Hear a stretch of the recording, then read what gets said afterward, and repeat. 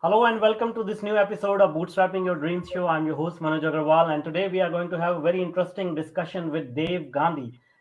Dev, he has a very inspirational story, which I will request him to introduce himself and share a little bit about his story. But he's one of the leading entrepreneurs, mentors, coaches who helps thousands and thousands of people around the globe find their passion and build a business around their passion. So welcome, Dave. Excited to have you here.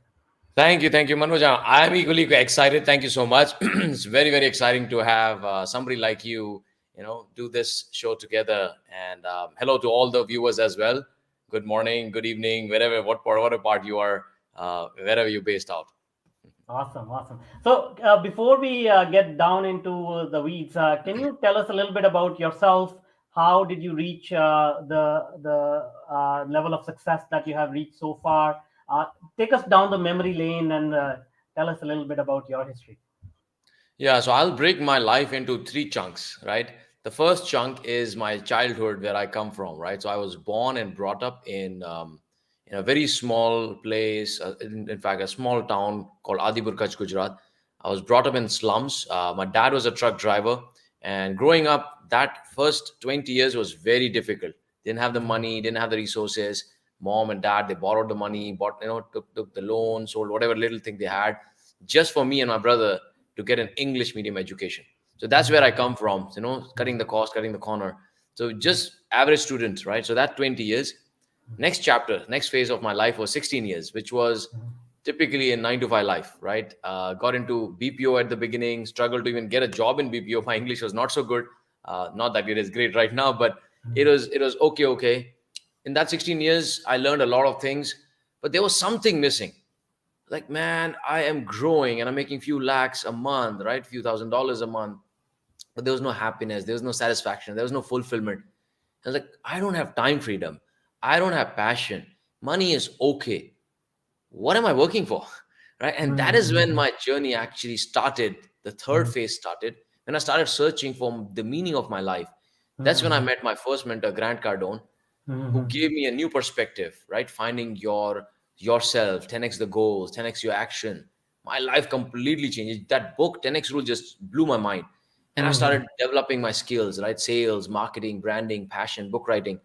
That phase got me to the third phase of life, which enabled me to live this life today. Impacting thousands of lives, wrote a couple of books, traveling the world, became a multimillionaire in just 3.5 years. So I still cannot believe it's still a dream for me. I'm still trying to, make myself realize that yes, it is also possible. But yeah, following the passion and impacting lives is something that I really live for every single day. That's awesome. Very inspiring story. Thank you so much for sharing that. Now, I will ask one thing here. A lot of people go through similar phases in their life, just like you have gone through, and they they realize that there is something missing, but most people cannot do what you have done. So, was there any particular trigger which sort of prompted you to take some action, reaching out to people like Grant Cardone? Like, what was happening in your life? What triggered that sort of burning desire for you to take more action than most people do? Yeah. So I clearly remember this was when I had joined my last company that I was worked for. There was one meeting, right, in one of big hotel, and the CEO said, if you do 100%, if you give you 100%, I'll make sure I'll give you 150% of return. That was a trigger that, oh wow, I mean, it's a new company, new chapter, new life. For my whole life, whole career, I've been in sales, right, from BPO to I've moved into sales quickly. But I really never aimed to be the top notch salesperson and being the A player. I said, I'm going to be the topper, man. And that is what triggered me to go to YouTube. As you know what, if I want to be a topper in sales, I need to know everything about sales. And the irony of life is, I never learned anything about sales. Everything I learned was just by default, right? So imagine a doctor not studying doctorate, right? Yeah. And a lawyer not studying law books, a salesperson not studying sales. I was like, wow, why did it not struck me? So I went and went to YouTube as a sales training, right? I said, if I want to be a top person, I need to be a great sales as well, skills. I found Grant Cardone that time. I And see. moment I followed him, everything started to change. It made me realize how mediocre I was. everything in my life was mediocre, right? My goals, my ambitions, my dreams, my lifestyle, everything. Then I realized this is a disease and I need to change that. That was the trigger for me. And then when I changed myself, I said, man, I want to help others to do the same thing. The feeling that I'm having, I'm really energetic. I'm really happy of, following this 10x level action. I want to kill the mediocrity. I've already done it. I want to help others as well. So that was my trigger. That's awesome. Now, one other sort of phenomena that happens around this time frame, which I have experienced in my life and many other people's lives, is when you start to change. A lot of people try to pull you down, and they say, "Oh, something's wrong with you. Like what is going on with you? I don't like this new version of you, and you are going down the wrong path. You are going to repent this." Like, all these kind of things happen. Did something like that happen to you as well? So I didn't have the very hard pushback, but I definitely had the soft ones. It was not like, hey, you'll fail, you'll all that. I actually, because I was from sales and I learned from Grant Cardone and Dan Locke in a high ticket closing, I was able to persuade the people around me, my family members, that, what, give me 12 months. Let I me see. walk I this see. path. And if I I see. don't do anything in 12 months, I'm going to go back to job and I will just put my head down and work, work, work. That's all. Right. Now, again, I don't think anything is wrong in job as long as you're happy. But if you're somebody who wants to explore and you want to do more in life, have a, bigger things that you want to do, then you probably want to find a different way. So I was able to convince, but at the beginning, people laughed at me. A lot of people laughed at me that, look, Dev ko kya pata chalta hai? What does he know about sales? He's talking about sales and content and all that. And some of my close family members said, what motivation, what quotes and what posts and what videos you make. Look the way you move your mouth. And I find it very funny. I said, not these posts are not for you. You can unfollow me because we meet anyways. We meet literally every day. So you don't have to follow me in social media. So those kind of soft, pushes that I got, not a hard one, because I was very clear that I'm going to do this. And the funny part, you won't believe, Manuj, when I started investing in my self-development, I did not tell anybody that I'm investing in myself, because that would have been again a battle for me to convince them and tell them. So in the first year of my self-development journey, I spent about 12 to 13 lakh rupees, which is about, I don't know, $15,000, right? $15,000 first time I ever invested in myself, whole year learning multiple skills. Nobody knew how much money I've invested, where I've invested. And that's when I built my skills and I said, give me 12 months now. I'm going to quit my job and I'm going to build a business. So that was the situation. That's awesome. All right. So you mentioned earlier, you had to learn branding, you had to learn marketing, and you had to learn sales. And once again, after working with so many entrepreneurs, so many like Silicon Valley billionaires and all that, I still cannot believe that a lot of people do not really know the distinction between marketing, branding, sales. So can you share a little bit about what is your perspective? What is branding? What is marketing? What is sales? Yeah, the way I look at marketing is a big umbrella, right? And within that, all your branding, funnels, basically marketing is nothing but how you can attract people to your universe, right? You have a universe. Marketing does that. How do you attract people?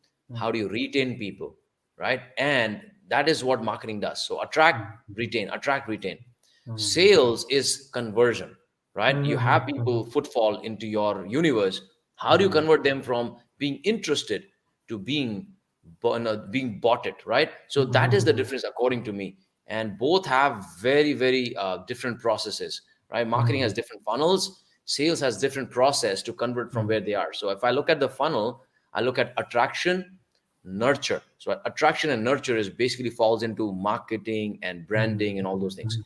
Then comes the third stage of the funnel, which is convert, right? And then from convert, fourth step comes to retain or experience, right? So convert and experience typically falls into sales. So this is what my perspective is. That's awesome.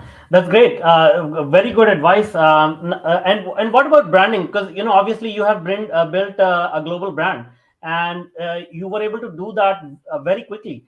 And again, what I will say is a lot of companies invest millions of dollars in building a brand, and they spend years and years and years, and they cannot generally even break the first phase of building a brand. So what was your experience like, and how were you able to build that brand so quickly? See, branding, I think a lot of people, especially the big companies, what I have noticed is a lot of people look at the brand as a company and the Mm-hmm. product. So the brand can be different, right? There can be a product brand, there could be company brand. But what I really love is the personal brand. Like, you know what, you Mm-hmm. build a great brand. So Mm-hmm. ever since I started in 2017, 2018, I said, I'm going to build a personal brand. Because if you look at Elon Musk's personal brand, right?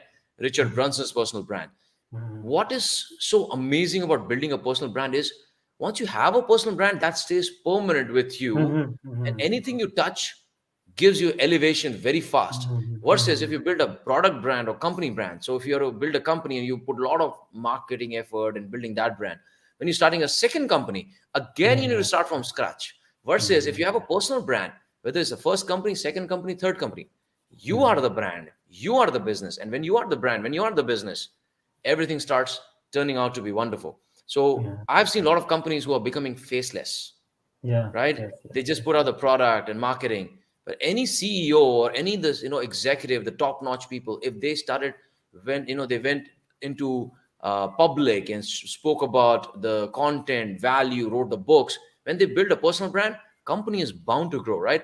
I think Manuj from Xiaomi, Manu Sharma, right, from Xiaomi, great personal brand, right? Those are the people I think we all should replicate and emulate. See, gone are those days when 10, 20 years ago, when we had faceless organizations, nobody Yeah. cared who is running it, who is the face of it.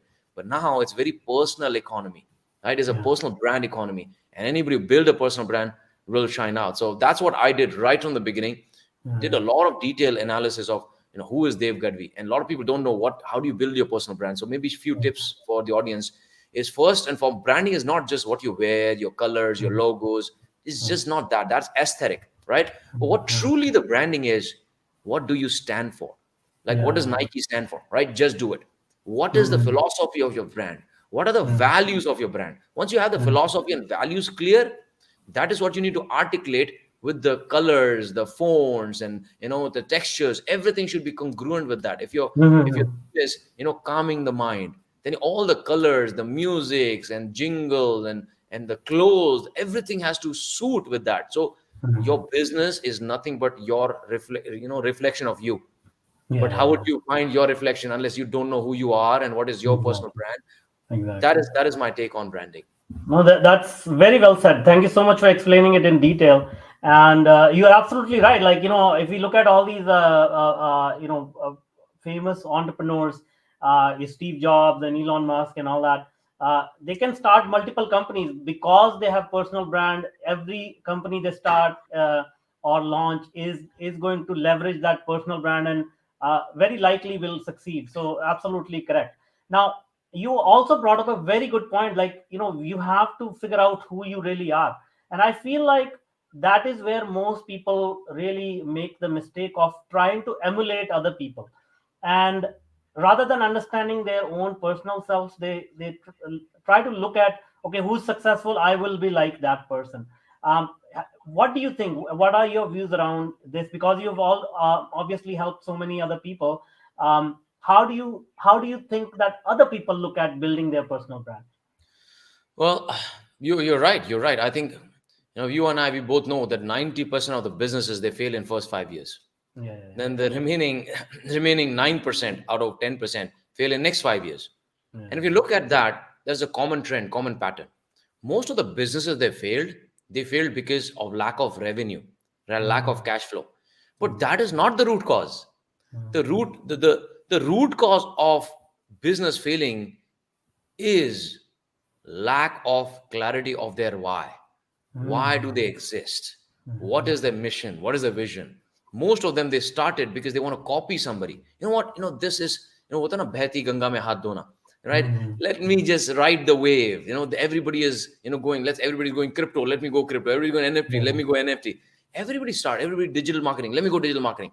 So we have this culture, the sheep culture. Sheep just follow each other, right? yeah, Meh, yeah, meh, meh. This is the reason why people fail. There's nothing mhm, unique. Now think about this, right? When I went, I don't know about you, Manuj, but when I was graduating, when I was choosing my stream, arts, commerce, science in India, there was no logic. You're like, Yeah, yeah, oh, exactly. everybody's going commerce, let me go commerce. And there's like, Yeah. if everybody's getting 60% plus commerce, 70, Yeah. 80% science, anything less than 50, 60 arts. Like, what? Where is this rule coming from? There is no rule like that. But Yeah. right from the education, we've been trained like this, that safety in numbers, right? Do what others are doing so you'll be safe. That is not true. In fact, every time there's a quote, right? Every time you find yourself with the majority, you should stop, reflect, and reconsider what you're doing, right? You have to be part of the Absolutely. minority. You can only be minority when you be you. So there's a great framework I teach my students as well, that how can you be you is, if you have to choose a winning idea, right? Business fail because of two things. One, they don't have a winning idea. Second, Yeah. they don't have winning process. So first, how do you find the winning idea so that you don't fail? There are Mhm. three steps. If all three meets, that is a winning idea. Your passion, purpose, your skills, and your demand, market demand. Mhm. If all three meets, then you have a winning idea. But most of the people, they just focus on demand. What does the Yeah. market want? Right? Let me Yeah. just do that. Exactly. They're not passionate about it. They may or may not have skills. That's why they fail. So knowing who you are, what is your mission, what is your vision, because there's you are unique. Business can be similar, but you are Yeah. unique. Your mission, Yeah. your vision, your passion, your values, no one person can be just like you. Like Manuj is Yeah. Manuj, Dev is Dev.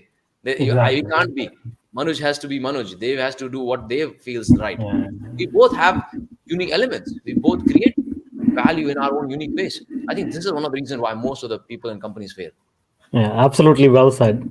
All right. So, as you said that as you start to build the brand, you have to make adjustment. You have to you have to make learn from your mistakes. So, can you tell us what was that journey like? What kind of major challenges did you face in your entrepreneurial journey, especially when you were trying to go upstream, meaning you had disadvantages. I say that because I can empathize, because I have gone through very similar challenges as you have, being in India with little, with a lot of competition, with very little resources. So what were those challenges like? I still remember, Manoj, the first time when I did my first physical workshop, I planned a campaign. When I quit my job in April 2018, I said, okay, I'm going to do a campaign. Dal roti to milna chahiye. We need to have food on the table, right? So, okay, what is my minimum survival amount? And I chalked out, I need 20 lakh rupees, minimum survival amount. And there's probably $25,000 or something, if I'm not mistaken. So I needed that kind of money, $2,000 or $3,000 every month coming in. Okay, how do I get there? Okay, I designed my first program, Passionpreneur Mastermind. Great. I'm gonna have Passionpreneur Mastermind. I'm gonna coach and mentor people to find their passion, build a business around it. Okay, how do I get people? I need 1 lakh per person, right? So roughly about $1,500 per person for 1 year. So I need minimum 20 to 25 people. And so, okay, how do I get 20 to 25 people to believe in what I have to offer and they sign up? I designed a campaign. So 6 physical workshop in 6 different cities, all 4 stars, 5 stars, fully paid, fully covered with great buffet and all. First workshop that I did was in Gurgaon, and I started doing the campaigning on LinkedIn, and people started signing up, all that. 60 people, I had 60 people who had applied, and out of that, I approved about 25 to 30 people. When I went for the first day there, 10 o'clock was reporting time. Only hardly 5 to 10 people showed up. I waited for one more hour. Only 20 people showed up. And at the end of the workshop, nobody bought. Oh That was a wow. big heart attack for me. And I usually don't cry, but that was the day I had literally tears in my eyes. When everybody left the hall, I went in the corner of the hall. My heart just sank and tears rolling from my eyes. And man, is this the end of my journey? One side, I've already quit the job. I don't have the cushion now. I don't have a lot of savings. And this is my first campaign, first workshop. I have 5 more workshops like that. People don't believe in me. This is the end of Dev Gadhvi's journey. That was one of the lowest moments. So, summarize, the second workshop then I did, and where I changed my pitch, I changed my conversion strategy and all, and I signed up 6 people, right? So I signed up 6 people. Mumbai, that was in Pune, and then Mumbai I signed up 9 people. So end of this, I signed up more than 33 people. But the biggest challenge that I had is for me to expand my context. We usually get caught up in doing many things, micro things, content, and all that. But the business and life is all about expanding the context. If you Mm-hmm. expand your context bigger and bigger and bigger, then your life and your business will become bigger and bigger. I'll give you an example. I'm sure you'll know it. Yeah, yeah. First year in business, the challenges that I had were completely different. When I had just 1 crore, I made in 1 crore $150,000 in first year. It was different. Second year, when I made 2.5 crores, almost double, again different challenge. Third year, different challenge. Fourth year, different challenge. I literally have to kill this Dev Gadhvi every year and to be Mm-hmm. reborn as a new Dev Gadhvi with a new context, with new risk appetite. And I just keep pushing myself. But that is a challenge when we are so caught up into our own thinking and our own small thinking. So all my fellow entrepreneurs, I want to request you that as you go higher, you have to first be a doer. At the first year, you have to be do. Second year, maybe when you have a team and you delegate things, you have to be manager. Manage. People do it, right? Create org structure. Third year onwards, if you're growing at a very rapid pace, then you have to think more. Mm-hmm. So you go from doing to managing to thinking. And I realized that I need to have a lot of thinking time. It's not doing is not going to give me more. I need to have delegation and leverage other things. So the biggest challenge that I had is how do I get my me time and keep expanding my context and kill Yeah, myself yeah. every year to bigger and better things. Absolutely. Yeah, time is the most precious commodity, and you're absolutely right. Uh, everybody can, you can hire people for every other skill, but the vision that you have as an entrepreneur, where you want to take the company, that is something you cannot delegate. So you're absolutely right there. Now, tell us a little bit about, one interesting thing you mentioned here, which I will like to explore. You were looking for clients during your first workshop, and you wanted them badly, yet you said you approved only handful of them. So can you dig a little bit deeper into that? Like, why did you do that? What was the criteria? What is the lesson that you want to share with fellow entrepreneurs? Because I really like that approach, but I would like to understand your point of view. Why did you do that? Oh man, I still cannot believe. If you ask me what is the lowest point of your career and life, I would say that event was the lowest point of my career. I desperately needed money. I desperately needed people to sign up for the mentorship. But I told myself that if I just bend my standard because of the circumstances, I know I'll pay a bigger cost and I'll lose more than losing few clients right now. Yeah. And that is what I wanted to do. And all the people who are entrepreneurs, you will be tested by universe. You will be punched, you will be kicked, you will go down. But when you hold your ground, then and you can sustain the energy and the momentum despite all those things happening, that is your true metal. Your true metal, your true mindset is tested. So I was very clear that I'm going to go all in, that I will still choose my mentees, right? Whether I have money or no, I will still do it. So when I asked the question in Gurgaon, who would like to join the Passionpreneur mastermind, 1 second no hand went up, 2 seconds no hand went up, 3 seconds no hand went up. I literally started, my heart sank at that time. Same question I asked in Pune as well, right? So who would like to join the Passionpreneur mastermind, right? No hand went up. 1 second, no hand went up. 2 seconds, no hand went up. Third second, no. And again, life started flashing back. Oh man, Boria Bistar Lapeto, I think I have to go pack up and go. Yeah. But then one hand went up. Two, three, four, 11 people said that, oh, we want to join your mentorship program. I said, wow, that's good. But I said, you know what? I will only shortlist few people who are ready to learn from me. And when I made all the people stand up who raised their hand, and as I started asking them, so why do you want to join Passionpreneur Mastermind? So they asked to give explanation and they had to sell themselves to me. And I said, why do you think you should be shortlisted? I was like, oh, nobody asked this, and even in India, a lot of people don't do Yeah. that interview before they bring people into their mentorship and programs. Yeah. Yeah. And I shortlisted 6 of them, and I rejected few of them. When I said no, Mhm. I don't think you're ready. Everybody like, huh? He's rejecting people. They're ready to pay the money, and he's saying no, you're not ready. So the other Yeah. people's commitment went up. Yeah. But Yeah. Yeah. I did it genuinely because I knew that there's no point of bringing somebody on board when they don't have the right mindset and attitude. It is just going to fail. So I wanted to build the foundation. So all of you, when you need money and everything desperately, still do not lose your ethics. Do not lose your standard. Do not lose your principles, because principles and ethics is what's going to build your life, not just the money. Money will be the byproduct. So Yeah, that's yeah, what I yeah. did. I think that's absolutely fantastic. Congratulations on doing that. I mean, that is a very a deep lesson that a lot of people tend to ignore, and I think it's related to building that personal brand as we were talking about, because they compromise on multiple things, which is and this is one of them, which is allowing people who are not ready into your life, into your business. So that's great. Now you have done so many things right, so many things right, and you have achieved all this success.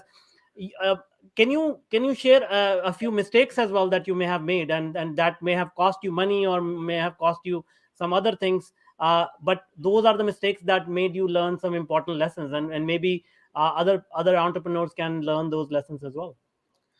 That's a very good question. I think the biggest mistakes, okay, one of the biggest mistakes that I made was when I was a mentor, I was trying to be everybody's friend. Mm-hmm, mm-hmm, I realized that's such a big disaster, because you can't be both. You can't be a mentor and a friend. You can be a friend, mentor, a mentor. Because when you break that boundary, people mm-hmm, will become too friendly and take you for granted. Now it is not their fault. I allowed them in my life, and when the time came to act as a mentor, it was very difficult, because they will take you for granted. For them, you're Dev Gadhvi, who's a friend, accessible, and all that. That I had to course correct over a period of time, and I kept mm-hmm. paying the price for so many years, because I was naive. I did not know better, and I just I said, hey, everybody's a friend, everybody's fine. I know, right? That's for a big mistake. Second mistake that I made is I treated my team also as my family members, and I used to always use Mm-hmm. this word: we are a family, we are a family, we are a family. And I don't know why I did that, but I wanted to create that environment. But I realized that having a team, don't treat them as a family. Like, love them, have compassion, care for them, but don't treat them as a family. Treat them as a sports team, Mm-hmm. athletic team. And the day when I shifted that perspective, I was like, oh wow, right? Because you can have a person who is very hardworking, loyal, compassionate, but they don't produce much result. Yeah, yeah, In yeah, fact, in fact, they're pulling the team down, right? yeah, It's yeah, not working. It was good at one point in time; they were great at what they were doing, but the mission and the company has grown to so big level or whatever super fast, they've not been able to catch up. Their yeah, skills yeah, have yeah. become little, not up to the mark that is required for the new role. And Mm-hmm. then at that situation, if I still take the person as a family member and don't give the feedback, don't fix things, or don't let Yeah, people yeah, move yeah. out, then everybody pays the price, and all your team members' morale will go down. So I Yeah, think these yeah. are the couple of big mistakes that I made. Those are And those, when I had to great let people advice. go, oh, very painful, man. Lot Yeah, of yeah. drama, a lot of emotions, and probably Mm. it's not even their fault. As a new first time CEO, I learned the lesson the hard way, that this could Yeah, have been yeah, much better, right? So yeah, yeah. No, that's a great piece of advice. Now, you started in 2018, a very, very interesting time to start a business, and a lot of transition happened in 2020, and we are still going through a huge transition. How do you see the business landscape has changed in the past few years from where when you started in 2018? yeah, after 2020, the corona and lockdown, a lot of things have changed. I see a lot of people went from offline to online model. A lot of people went from pure offline to a hybrid model, right? So we went Mhm, from offline, everything changed. The way we mhm, perceive content changed, way we learn changed, way we deliver value changed. I realized one thing, that if you really want to succeed in business, you need to understand the concept of atom versus bit. mhm, Atom is your typical brick and mortar businesses, right? The mhm, tiny molecule atom for anything physical. Bit is the tiniest molecule of anything digital. yeah, I yeah. realized anybody who shifted their perception and business from atom to bit business, technology, Mhm, all right, or they adapted the new way of doing things and made a hybrid business, they really grew. For example, mhm, farmers in India, they make about 2 lakhs, 3 lakhs a year, mhm, normal farmer in an mhm, income mhm, by producing the crops and mhm, food and everything. mhm, mhm. But because of the new age that we are living in, knowledge zenith age, they bring people, and they become agri-tourism has become a hot industry right now. So they Oh, bring nice. people Yeah. from cities and different places, and they let them live in their small Yeah. houses, and Yeah. work them in the farm. They give them experience, right? Hmm. Think Hmm. about how it was. Like earlier experience was only going to fancy places, Yeah. Yeah. Yeah. going to grand places and monuments. Now Hmm. tourism has shown a different face of it. Like you have to go to small Nice. places Nice. and live like a farmer. So that has Yeah. Yeah. changed. Hmm. Education has completely changed. The people way people consume things, learning physical to online, not just a formal education. I saw a huge jump in my business because of 2020, right? I built $2 million revenue just because of everybody sitting at home and doing that. So those Yeah. things that's going to change. Payments and apps and technology, these things have changed. So whether you're in restaurant business or whether you're in physical brick and mortar business, you as an entrepreneur, if you cannot acquire the hybrid model or the bit business, you're going to struggle a big time. So that is my Hmm. advice to all the people that this is life has changed, man. Yeah. Anybody who is with the old thinking, old school thinking, they will become dinosaur, right? We will Yeah. become dinosaur. Business is going to become dinosaur. So don't fall in love with your business or your product. Fall in Yeah. love with your consumer and the problem that you can solve for them. This business is just a vehicle. This can change, right? Focus on how you can add Absolutely. more value. That's my take. Absolutely. That's great advice. Yeah, I mean, we are going digital. I mean, the shift was already happening, but 2020 accelerated it immensely. So you correctly said, like, everybody should think about going digital, because the next 10 years, I believe, is going to totally change the world in terms of how we live, work, and play. So um, anyway, this has been a great conversation. Thank you so much, Dave. And I apologize, I pronounced your last name incorrectly earlier. I realized. That's okay. Apologies for that. That's okay. So now, before I let you go, can you tell us, if people want to reach out to you and they want to connect with you, what is the best way they can do that? I social media is the best way, right? So if you can just search Dev Gadhvi 10x, you will find me on Instagram, you'll find me on Facebook, you'll find me on LinkedIn as well. If you really want to not just follow me, you want to know more about me, more about journey, I highly recommend you check out the book 80% mindset, 20% skills. Right? If you go to Mhm. my website as well, you can get a free download copy, and there's an audiobook as well on YouTube as Nice. well. So Nice. 80% mindset, 20% skill. This book has been reviewed by more than 800, 30 plus people, and still Mhm. has 4.5-star rating. And having a book Nice. written Nice. in India on a mindset, on self development, getting that kind of rating is Mhm. crazy. I had recently had an interview. I interviewed Chetan Bhagat on my show, and he Mhm. said that, oh wow, if your book has got that much review, my book also is similar. It's just that I got few more thousands, but Yeah, in yeah, India, yeah. you're doing that great. So that is the best way to, if you really want to know more about my journey and learn more about me. That's the place. That's awesome. Thank you so much for spending your time and sharing all this wisdom with us. Thank you so much. My pleasure, Manoj. Thank you so much. I'm Thank, very excited thank, and wish you the best. thank you. Thank you. Thank you.